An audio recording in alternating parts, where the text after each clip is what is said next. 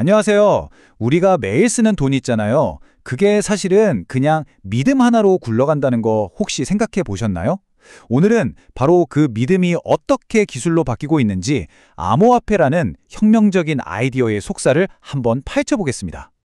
자, 그럼 이 근본적인 질문부터 시작해 볼까요? 여러분, 지갑 속에 10,000원짜리 한 장, 그 가치는 도대체 어디서 나오는 걸까요? 이게 금으로 만들어진 것도 아니고 정부가 무조건 보장해 준다고 해서 믿는 걸까요? 사실 정답은요, 훨씬 더 간단하면서도 본질적인 데 있습니다. 네, 바로 신뢰입니다. 우리 모두가 이 종이 쪼가리는 가치가 있다, 이렇게 마음속으로 약속했기 때문이죠. 그런데 말이죠, 만약 이 약속이, 이 깨지기 쉬운 믿음이 한순간에 무너져 버린다면 그때는 어떻게 될까요? 네, 바로 그 질문으로 넘어가 보겠습니다. 우리 금융 시스템의 가장 밑바닥을 받치고 있는 이 신뢰라는 기둥이 산산조각 난다면 과연 무슨 일이 벌어질까요? 이건 금융 시스템이 완전히 붕괴된 아르헨티나에서 한 남자가 실제로 겪었던 끔찍한 현실입니다. 평생을 모은 돈을 지키려고 은행이 아니라 자기 배낭을 더 믿어야 했던 거죠. 정말 상상만 해도 아찔하죠? 아르헨티나의 이 사례는요, 은행 같은 어떤 중앙기관에 모든 신뢰를 맡기는 시스템이 얼마나 취약할 수 있는지를 아주 명확하게 보여줍니다. 왜냐하면 딱 한 사람의 실수나 부패만으로도 모든 게 와르르 무너질 수 있으니까요.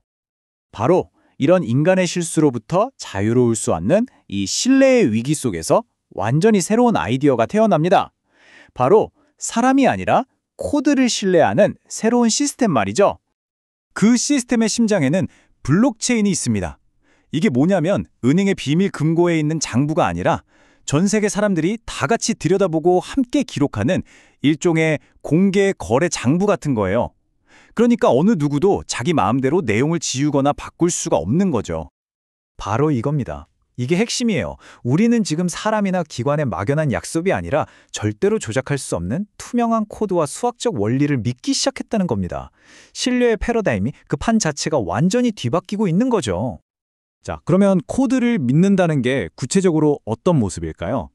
이 새로운 종류의 신뢰가 우리 현실을 어떻게 바꾸고 있는지 한번 실제 사례를 통해 살펴보겠습니다. 2013년에 한 용감한 부부가요, 딱 비트코인 하나만 가지고 101일 동안 세계 일주에 도전을 했습니다. 식당 주인부터 숙소 사장님까지 처음 보는 사람들을 설득해서 거래를 했죠. 이분들이 뭘 증명했냐면 은행이라는 중간 보증인 없이도 전 세계 사람들과 신뢰를 쌓고 거래할 수 있다는 걸 몸소 보여준 겁니다. 하지만 이 코드에 대한 믿음이 처음부터 탄탄대로였던 건 절대 아닙니다. 이 새로운 시스템은 정말 치명적인 실패를 겪으면서 아주 혹독한 시험대에 오르기도 했어요. 2014년, 당시의 세계 최대 비트코인 거래소였던 마운트 곡스가 해킹으로 파산하면서 약 4억 6천만 달러, 우리 돈으로 수천억 원이 그냥 공중으로 사라져버렸습니다. 이건 새로운 금융 시스템을 만든다는 게 얼마나 험난한 길인지를 보여주는 정말 뼈아픈 교훈이었죠. 그렇지만 이런 엄청난 실패에도 불구하고 이 분산된 신뢰라는 아이디어는 죽지 않았습니다. 오히려 더 강력해졌죠. 그리고 이제 우리 사회를 근본적으로 바꾸는 3단계 변화를 이끌고 있습니다. 그 변화는 크게 3단계로 진행돼요. 첫째, 기술적인 변화로 금융에서 소외됐던 사람들에게 기회를 주고요. 둘째, 사회적인 변화로 국가의 통제에서 벗어나게 되죠.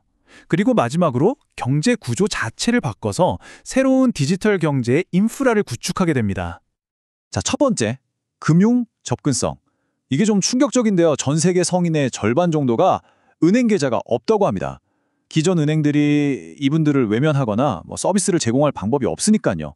결국 이분들은 세계 경제로부터 완전히 단절되어 있는 셈이죠. 바로 이 지점에서 기술이 희망이 됩니다. 말리의 난민 캠프에 있는 파티마 같은 분들에게 말이죠. 이제 그녀는 은행 계좌 없이도 낡고 오래된 휴대폰 하나만으로 가족이 보낸 돈을 중간에 누가 떼먹을 걱정 없이 안전하게 받을 수 있게 된 겁니다.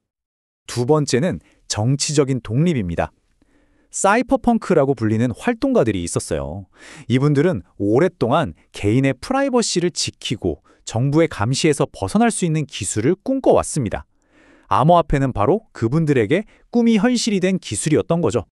그리고 세 번째, 이 기술은 이제 돈을 넘어서 아예 새로운 경제 인프라 그 자체가 되고 있습니다. 사람의 개입 없이 계약이 자동으로 실행되고 심지어 회사 전체가 코드로만 운영되는 세상.